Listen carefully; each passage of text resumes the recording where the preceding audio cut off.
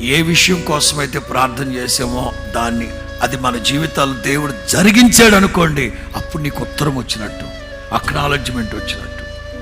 దేవుని బిడ్డలు యేసయ్యని నమ్ముతున్నారు. నమ్మడం అంటే యాకోబు అంటారు కదా, దయ్యాలు నమ్ముతున్నాయి, దయ్యాలు నమ్ముతున్నాయి, మీరు నమ్ముతున్నారు.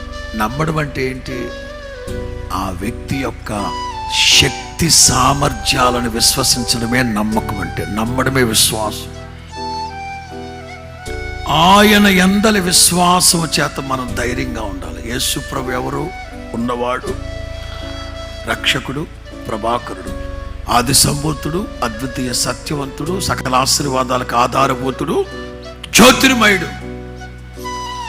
యేసు క్రీస్తుని మనం ఎంతగా నమ్ముతామో. నమ్మడం అంటే, మరలా చెప్తున్నా, నమ్మడం అంటే ఆయన శక్తి సామర్థ్యాలను విశ్వసించాలి.